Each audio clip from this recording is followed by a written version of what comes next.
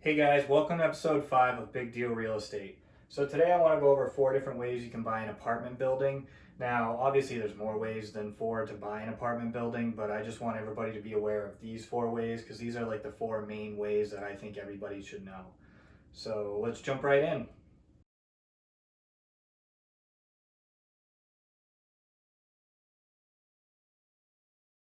So the first way you can buy an apartment building is through traditional financing. This is the most common way, where you go down to your mortgage broker and you talk to them about like the different kind of loan packages they can get.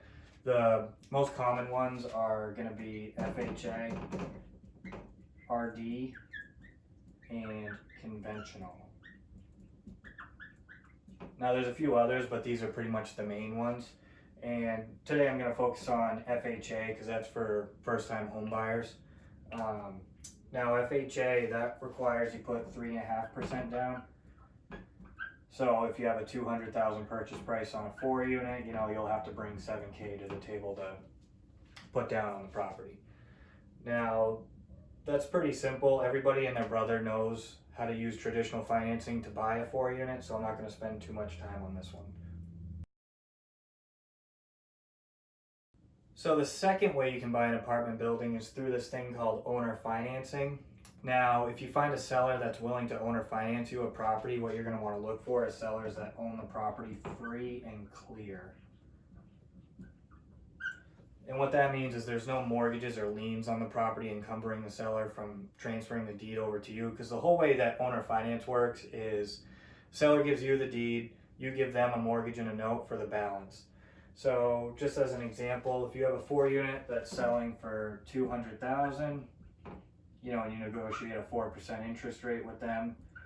Again, the seller would be collecting passive income from you every month of $955. And what's nice about that and how you can sell it to sellers is, they don't have to manage the property, they don't have to pay the taxes, they don't have to worry about insurance, electricity, water bills, leaky faucets, any of that. And all they really have to worry about is taking your checks to the bank every month. So that's a nice way to sell it to sellers, so long as they're open to it and the property's owned free and clear. So remember, if you want to owner finance a property with the seller, make sure that obviously the property is cash flowing after all expenses, the property's owned free and clear, and the seller is even willing to do it. So the third way to buy an apartment building is with a master lease and an option. Now, what do I mean by that? So it's essentially the same as an owner finance type deal, except the only difference is the deed didn't transfer over to you. And the reason that you might structure the deal this way instead is because maybe you want to buy a $200,000 apartment building and he still owes $150,000 on it, and you don't just have $150,000 sitting around to give to him. So what you can do is you can get a master lease on the property, meaning you have complete control over it. Meaning you're gonna be responsible for like plowing, yard work, screening tenants, paying the bills, all of that stuff.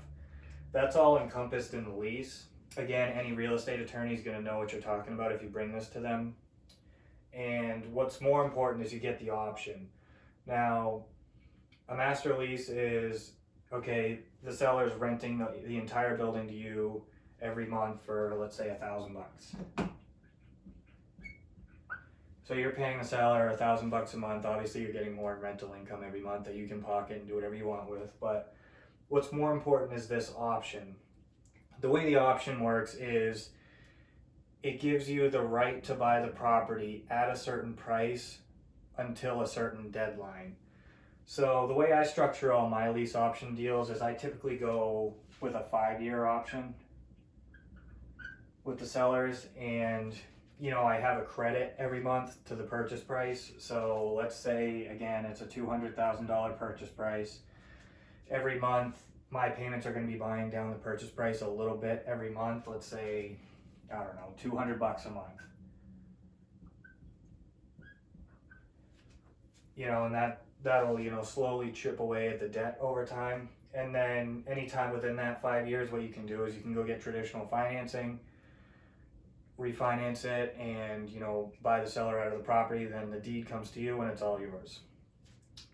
What's nice about this is, again, you don't take the deed, so you can kind of use this as a trial period to see if you like the building or not, you like the area, and it gives you 5 years for the property to appreciate in valuation and for you to be able to fix up the units a little bit and raise the rents over time. So it's kind of a win-win scenario for everyone. Even if you do walk away, at least the seller, even if you do walk away after 5 years, at least the seller got the appreciation and that passive income without having to manage the building for the past 5 years.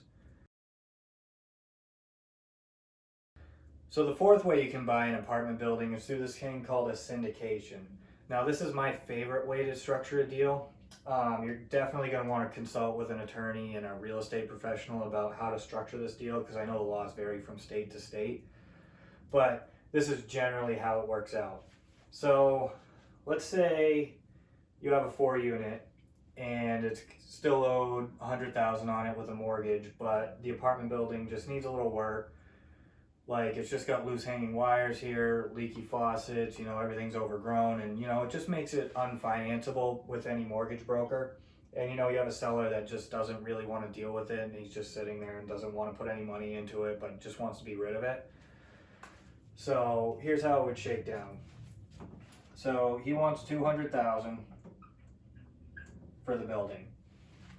Now, what you can do is, there's people out there doing 30-year no-doc loans, and what that means is you don't have to give them like your tax returns or share all your bank statements with them. They just only care about asset-based lending.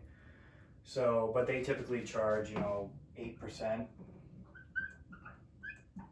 And the way that shakes down is that would be over a 30-year period. The mortgage would be $1,468 a month. Now, what I forgot to mention is they'll only finance up to 80% of it. So they'll only give you $160,000 to close on this $200,000 building.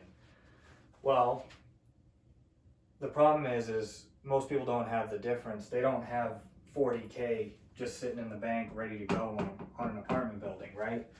So here's where it gets really cool.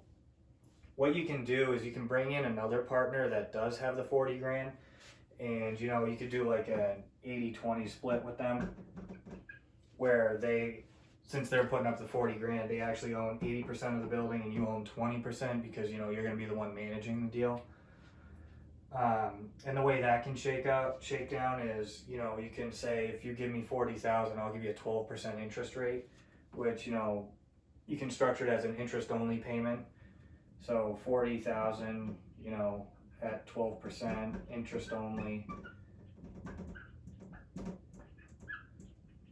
it's going to be $400 a month. So again, you're going to want to make sure that all your expenses are less than what you're making every month. But this is a cool way to buy a building, because you can bring in other investors to earn money on their money. You approach anybody and say, hey, I'll give you 12% on your money, everybody's going to jump for joy at that right now. And the way you structure it is, you keep this partner in for 5 years. You keep them in for a 5-year term. And over that time, what you do is you fix up the property over time. So if the bathroom needs to be done in unit 3, then when the tenants move out and you got to find somebody else, you go in, you renovate the building, put in a new bathroom, maybe fix a few broken windows, a few doorknobs here and there, and you can charge $50, $75 more per month because you added that kind of value. And what you do at the end of the 5 years is refinance it to buy your partner out of the deal. And they make money too, because over that 5 years you raise the property value. So you can just buy them out of the deal, they make a little bit more on their money, and then you just have a building that's cash flowing positive with good tenants and is all fixed up. So that's my favorite way to buy an apartment building. And what's great about this is it doesn't even stop at 4 units. You could go up to 100, 200 units and use the same kind of strategy. It's just the numbers are bigger.